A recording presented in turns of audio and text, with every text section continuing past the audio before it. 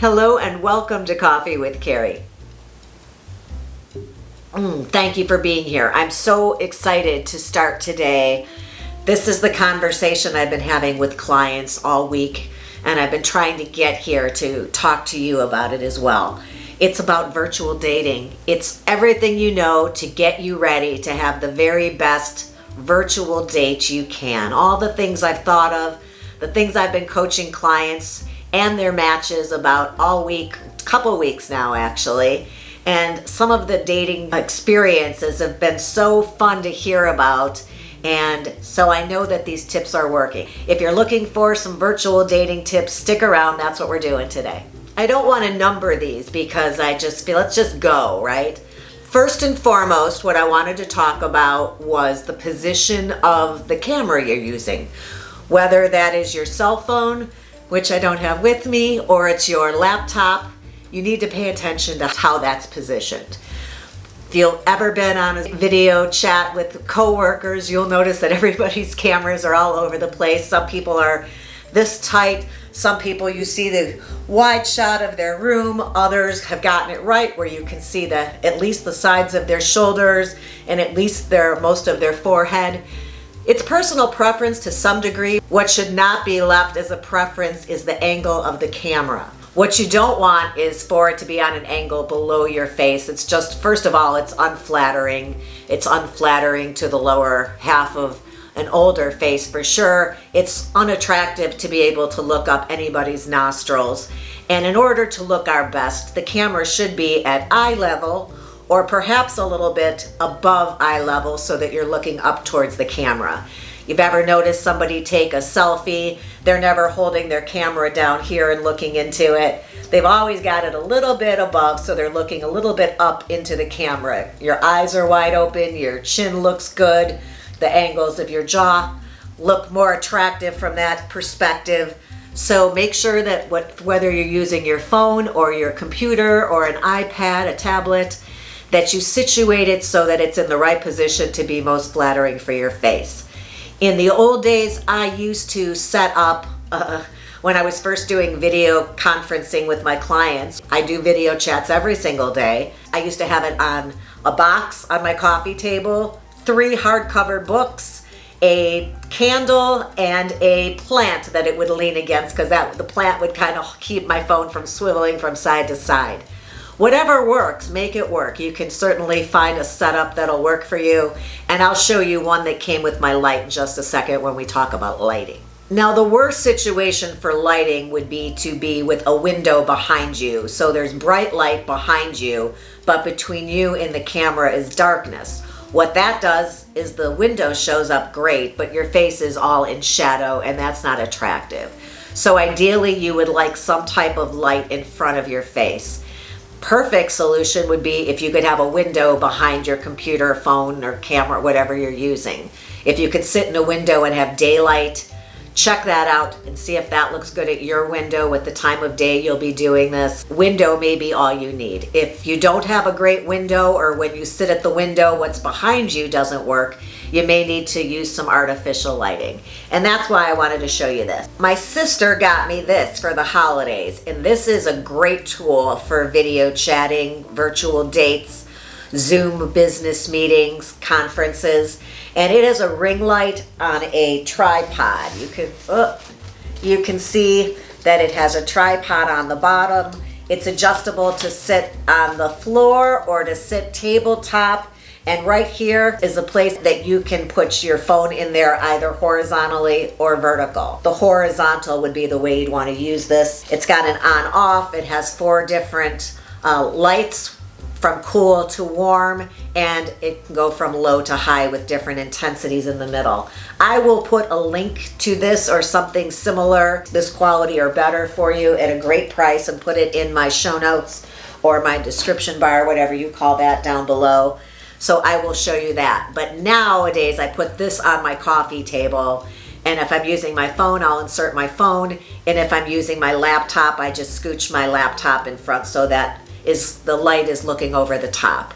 If you don't have one of these and you don't feel like investing, don't think you'll get enough use out of it, a lamp is perfectly fine. whether it's a work lamp you might have, something in the garage or the basement, or you take a regular table lamp or a floor lamp and maybe you'll have to tip the shade a little bit. You'll have to play with it. I think the key here is that you need to do this setup prior to your date or your meeting, because you want to see what it looks like, and you can't be doing this 5 minutes before it starts. You'll be disappointed with the results you're getting with a 5-minute setup. It takes a little bit longer. So preparation would be key here. The one type of light I know you do not want is a ceiling light. If you're in a room that has a ceiling fan or a fixture in the ceiling, that overhead light is equally as bad as the underneath light, which is like when you take a flashlight and hold it below your chin and shine it up and you look scary. You'll scare all the other children in the neighborhood.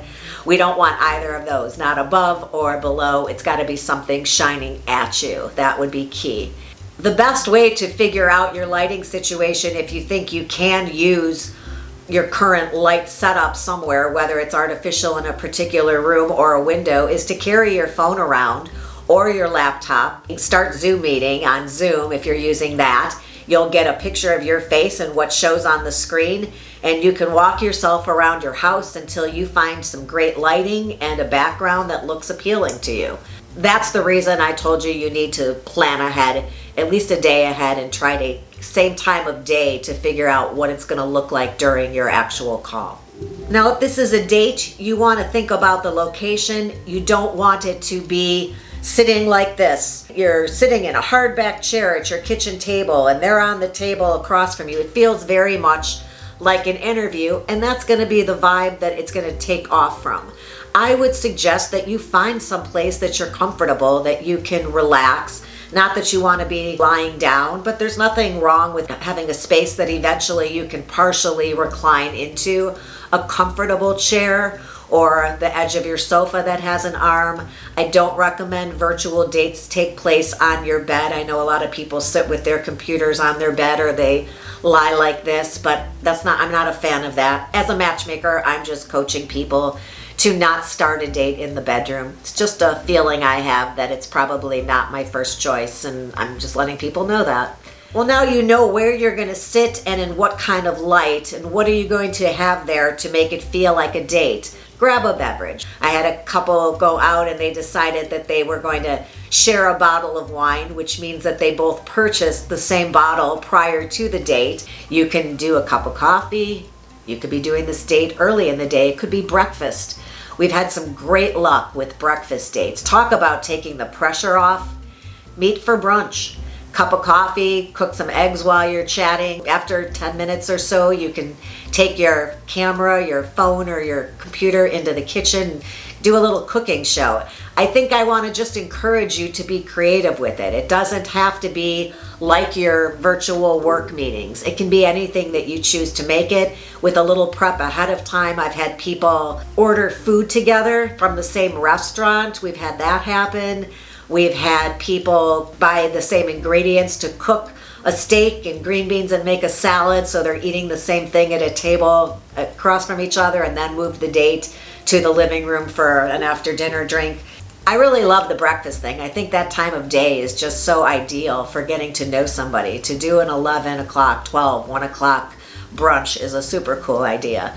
But could be coffee, could be cocktails, could be anything you choose to drink, but have something there. If your nerves make you have a dry mouth, you at least want to have a glass of water with you. I think if you're a person who gets nervous on dates, this should probably make you less so. You have the luxury of being in your own surroundings without the distraction of other patrons and a wait staff. I think you can set the scene so that you can feel most relaxed.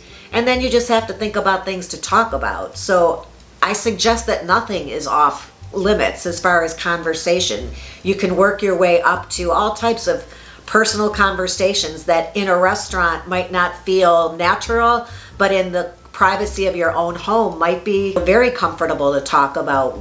And I suggest, as always, that you talk about what you're looking for. Where do you see yourself in 5 years? Do you see yourself married? Are you looking for companionship? Those questions I suggest you talk about those things on any date, even prior to the date. But most definitely they should be coming up in a virtual conversation where you have that comfort level. I do have a video with conversation starters. I'll put a link to those right up here.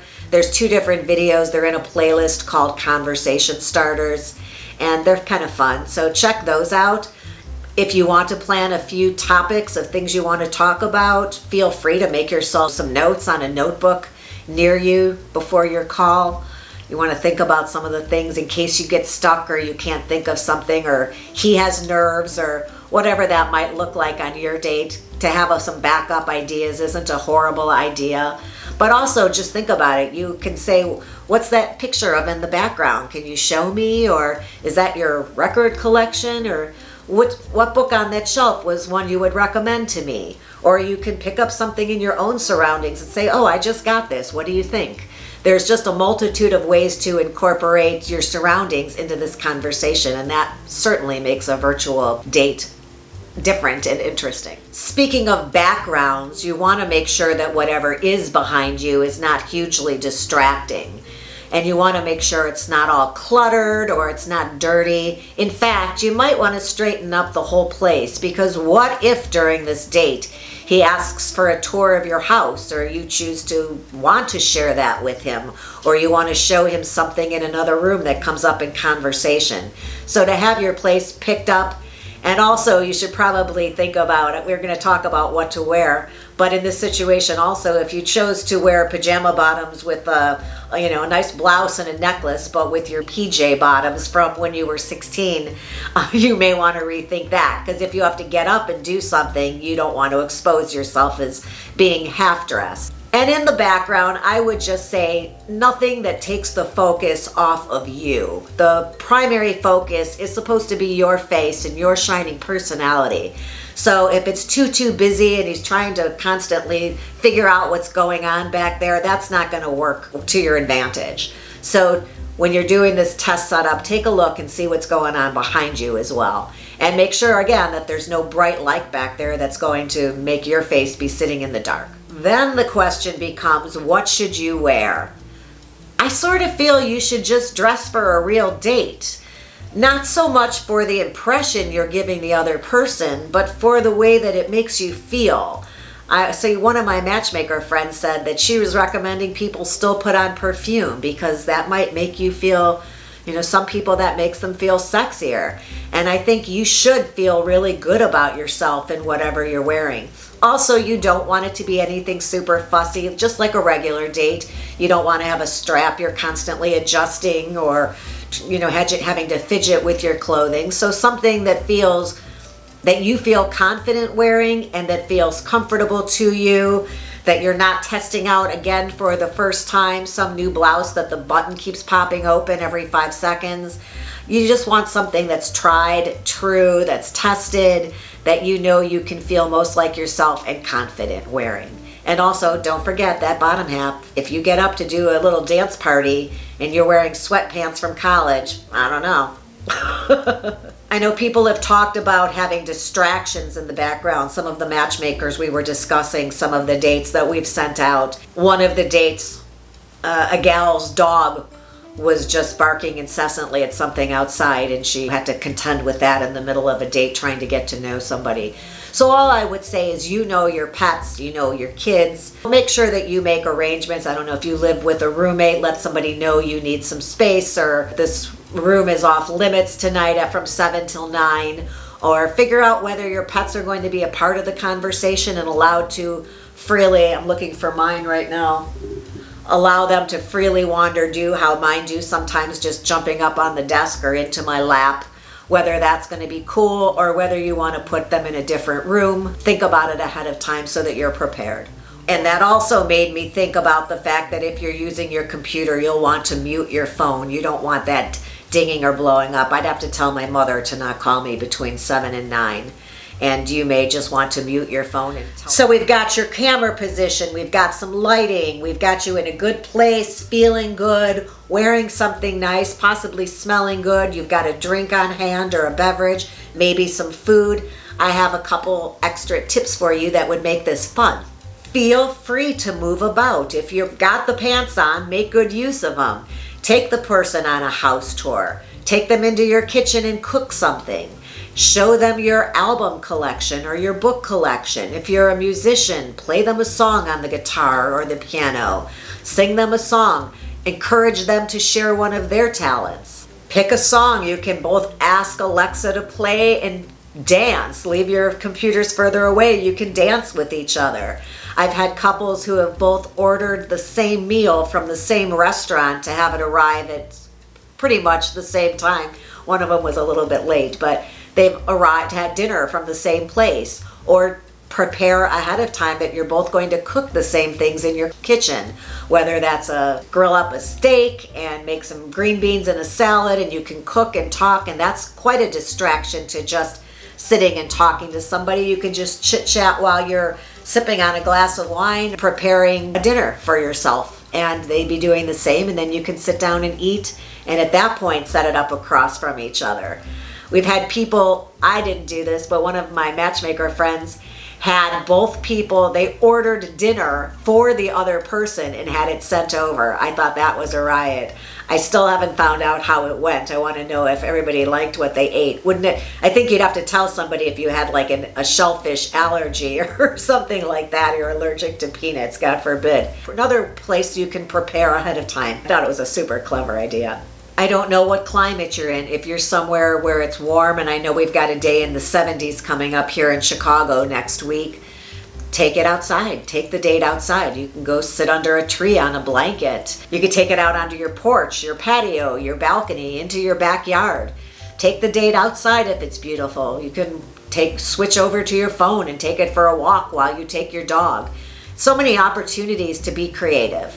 And to wrap this up, I wanted to just say that I think the most important thing here is the preparing ahead of time. If you're just going to open up your phone and hit the FaceTime call to start it, or open up a Zoom meeting without taking any of this other stuff into consideration, I think you're just doing the whole date thing a disservice. I think it does require a little bit of extra care to make it special so that you're more vested in the process and in getting to know somebody. And it's not hard to do. It just takes you preparing ahead of time. If you know your date's at 4 in the afternoon, do you know what the light looks like in your living room at 4 in the afternoon this time of year? Just open up your phone or open up your tablet and hit your camera video and see what it looks like in the spot where you intend to set it up. Set it up that day. Look around. What's around you? What could be distracting? Fix your lighting situation. Pick the best spot. Figure out what you're going to wear. Maybe put on some soft music in the background. I think the prep work is what makes this work. I hope you found this helpful. If you did, I hope you will give the video a thumbs up. And while you're poking around, if you would subscribe, that would be super cool. I've got a couple other tidbits coming up in the next week or so about virtual dating, since it's the way we're doing things now. I really do hope that you are staying safe and that you and your family are sheltering at home and will weather this pandemic safely so that we can all end up on the other side together and in a good space. So the best to you and yours. Thanks for being here, and I look forward to next time. Until then, have a good one.